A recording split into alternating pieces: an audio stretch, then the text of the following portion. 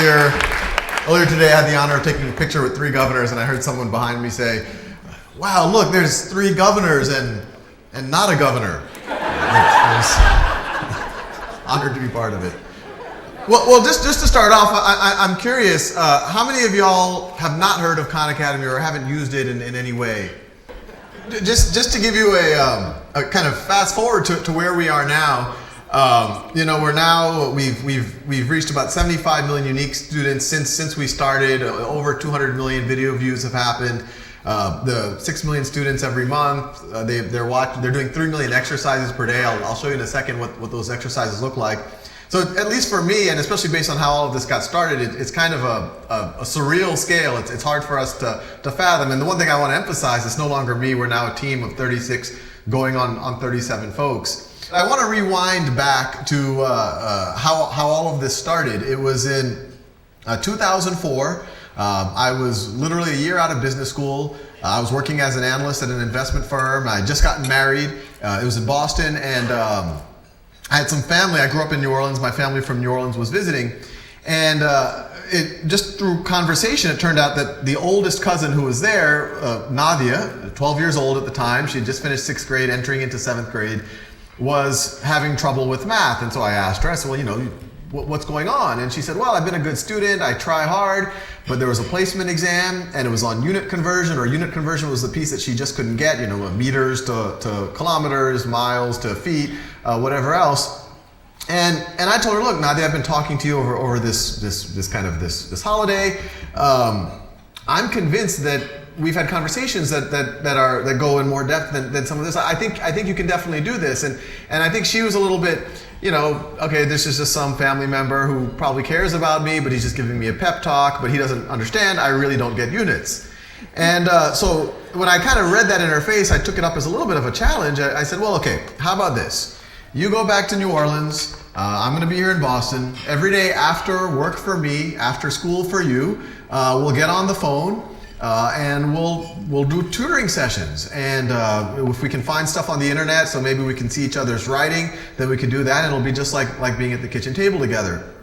And she agreed, somewhat skeptical of whether this was going to have any effect.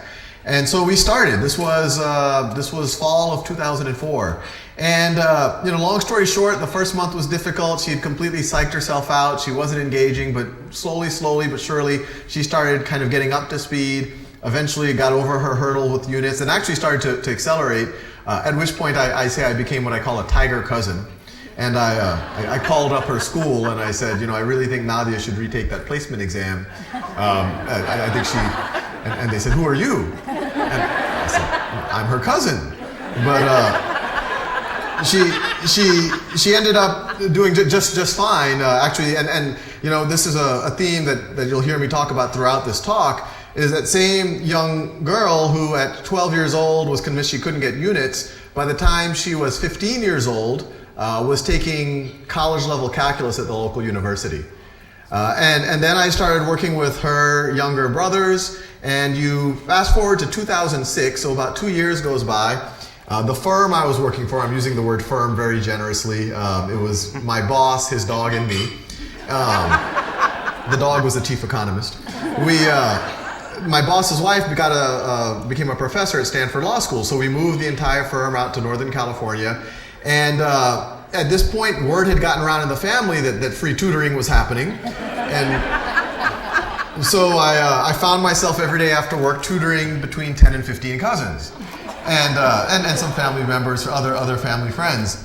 And during this whole process, my original background was in computer science. I started writing little tools for them to get practice problems, so that I, as their tutor, I could see how they're doing, see what gaps they might have in their background. And I was showing this off to a friend in California, and he's like, "Oh, this is really cool, Sal." And then I said, "Well, but the only problem is I'm already having trouble kind of scaling myself up. What I could do with Nadia, I can't do with 15 cousins anymore." And he said, "Well, I don't know, maybe you might want to make some videos and put them up on YouTube." And I was immediately skeptical. I said, no, YouTube is for cats playing piano. It's not for serious mathematics. But I went home that weekend and I kind of got over the idea that it was not my idea, and I decided to give it a shot. And you know, those first few videos were kind of in the pre-algebra, algebra type of videos for my cousins. And I made about 30 or 40 of them. I would tell my cousins, hey, you know, we're still going to do the tutoring sessions, but if you have any questions, if you need to review something, if you're unsure about something, why don't you watch these ahead of time? And then when we interact, you can ask better questions and we can go a little bit deeper than we were before. And so after a few months, I asked my cousins, well, what do you think? And they somewhat famously gave me the backhanded feedback that they preferred me on YouTube than in person. And viewing that only in the positive sense, I realized what they were saying. And actually, I did ask them more about this, and it's actually common sense, is that they really appreciated me taking an interest in what they were doing. They really, really, really appreciated me being their mentor, me being their coach. They really appreciated the fact that they had access to me when they needed me. But the very first time, or oftentimes the first time that they're learning something, it was actually stressful to have their cousin saying, okay, do you understand it? Kind of waiting for them to say, oh, yes or no.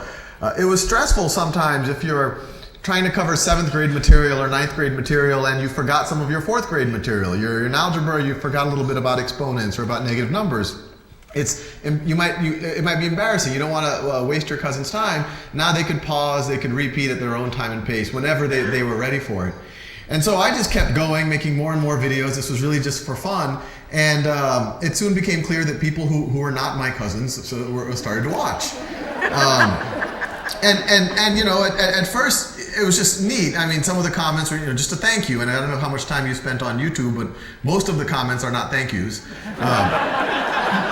But even that was powerful. Just some random person someplace on the planet says, hey, this helped on my algebra homework, or because of this I was able to pass a trigonometry exam.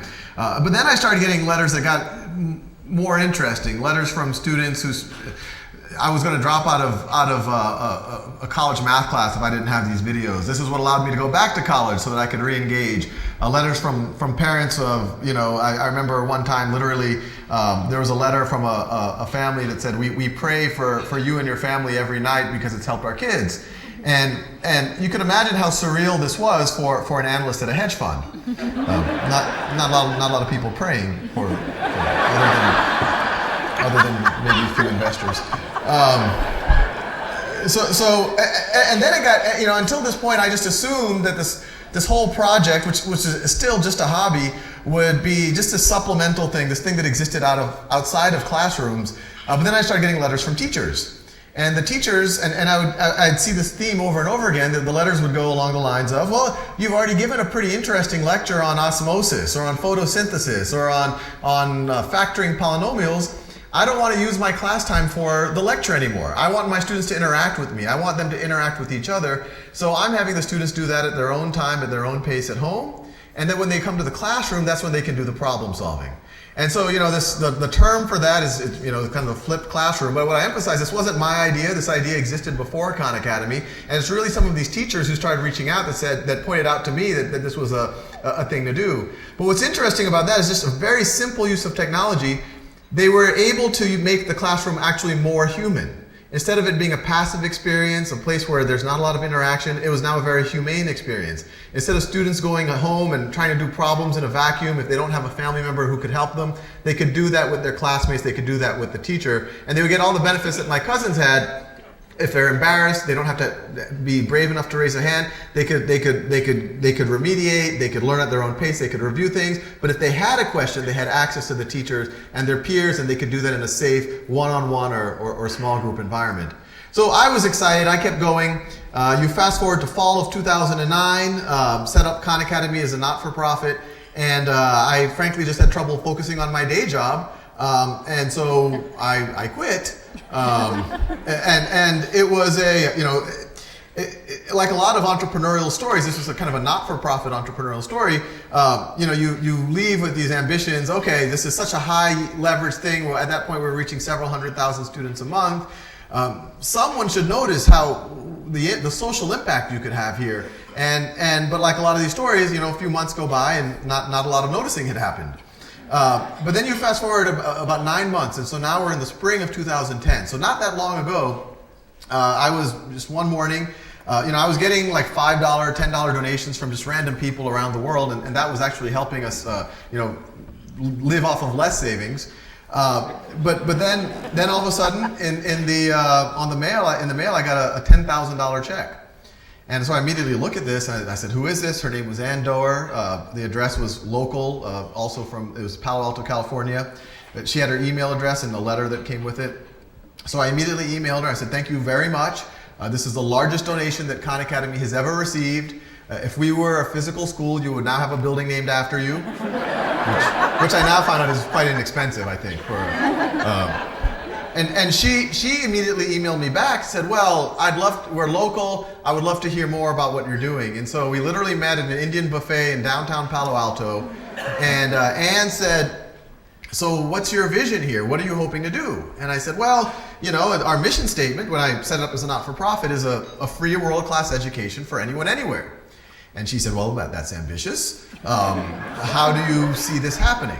And I said, well, I want to keep making videos. We can translate the videos, but it's not just about videos. We can create an interactive platform. Some of that stuff that I was working on for my cousins, we could get, for lack of a better word, competent people to work on it.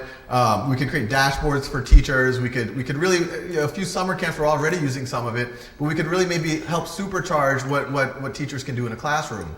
And she said, well, no, it sounds actually plausible. How are you supporting yourself?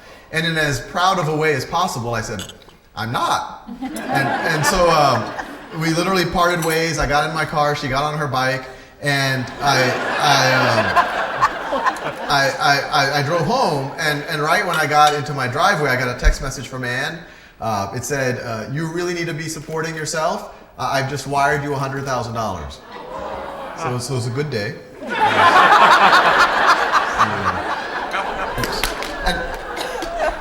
And then things, that was kind of the first in a whole series of events where things started to get really crazy.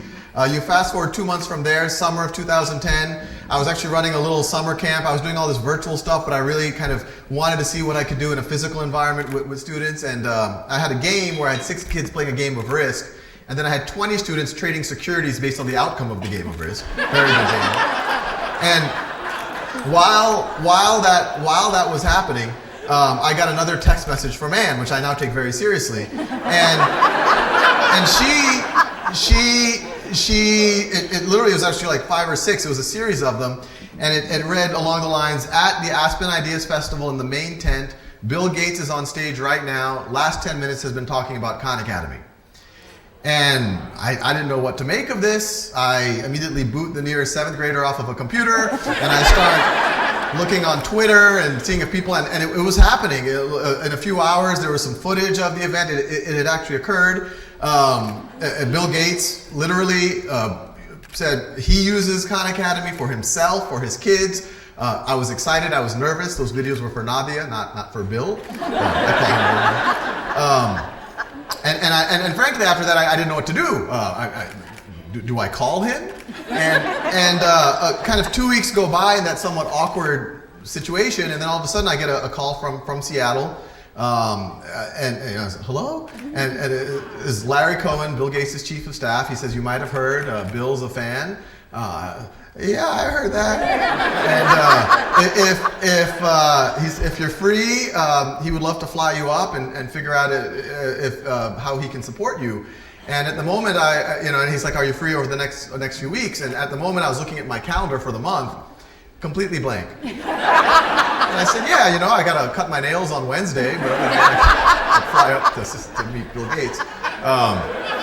But it ended up that they did end up supporting Khan Academy, and at the same time, actually, Google came out of the woodwork as well as being kind of our first 2 big supporters to allow us to actually build or start working on that dream that I had articulated to Ann. And so what we started working on is this right over here, and I call this the knowledge map, and we're constantly refining and working on it. And Khan Academy is very much a work in progress, and we have 100 things that we want to make better or fix about it. But the underlying paradigm is the same. So each of those circles are a concept in mathematics, and you already saw from the videos go well beyond mathematics, and eventually the exercises we want to as well. But right now the exercises are primarily math. And the basic idea is if a student gets proficient at the more basic concept, that top node is a basic arithmetic, then it'll keep moving down to more and more advanced topics all the way to algebra and trigonometry and calculus. And in some ways, it's a very common sense paradigm. You master a basic concept, now you're ready for the next concept. It's not it's how a video game would work. You do level 1, then you do level 2. It's how a martial art would work. You take the white belt exam, and then now you are a yellow belt. It's how a music class works. You learn a harder piece, and you go to a more advanced piece. But the one thing I point out, and it wasn't even obvious to me when we started working on this, is that this isn't the way that a traditional academic model works. In a traditional academic model, we group students together in age-based cohorts, and we push them together at a set pace. And we do some instruction, we do some homework, some lectures, and then we give an assessment. And that assessment, some students might get a perfect score, some students might get a B, some might get a C, some get a D, some get an F. And regardless of what they got, you then move on to the next concept. So even though you identify that even the B student didn't understand 10% of the material for that very basic concept, you still move on to a more advanced concept. The student didn't understand 20% of exponents, regardless of identifying that, you now move on to logarithms. And so, the analogy that I often draw is, imagine if you did the same thing for home construction. If you got the contractor in and you said, okay, I gotta build this foundation. You have exactly 2 weeks. That's what the state told me. I don't care if your contractors don't show up. If it rains, you just got to do what you can do in 2 weeks. The contractor does what they can. You get the inspector to show up in 2 weeks, and the inspector says, well, I don't know. The concrete's still wet over there. This part right over here isn't quite structurally sound. It's not quite up to code. I'd give it an 80%. I said, great, that's a C. Let's build the first floor. And then you build the first floor. Same process happens over and over again. You just artificially fix the time, regardless of what's happening with the contractor. Say, whatever you can do in 2 weeks, 70%. You go to the next level. These gaps, these structural deficiencies keep accumulating. And then all of a sudden, while you're building the fourth floor and the whole thing collapses, you blame the contractor. Or maybe you say we have to have more inspectors or more assessment of what's going on. But what's actually happening is pretty obvious, is that the process was broken. You're identifying their gaps, but you're letting them lie there, and you're letting them accumulate. And that's, at least in my opinion, this is what I saw with my cousins, this is what we're seeing with students now, frankly, all over the world, is that's what's keeping them from engaging in algebra, engaging in calculus. They could have the best algebra teacher on the planet, they could be the most motivated, innately intelligent student, but if they don't know their negative numbers, we see algebra students who don't know their multiplication tables, there's no way that they can engage in an algebra class or a trigonometry class or a calculus class. And so what we say is, instead of holding fixed when a student works and how long they have to learn it, and the variable is how well they learn it, and you let those gaps accumulate, we say do it the other way around. Make variable how long they have to learn something and when they learn it, really cater to the student's needs, and make fixed that they understand it at a high level of mastery. That it's far better to really be proficient, to have a solid foundation in algebra, than to have a superficial one in algebra, then even a more superficial one in trigonometry, and on and on and on and on. Just to get an idea of what the exercises look like, this is one of, some of them are more traditional math problems, but I like to show this one because it gives a sense of what you can do. I call this Montessori for calculus. But you can change the slope of the tangent line at every point and essentially get an intuition for what a derivative is. I know this is review for all of you. If the student wants more depth, more texture, the videos are there that they can follow up on.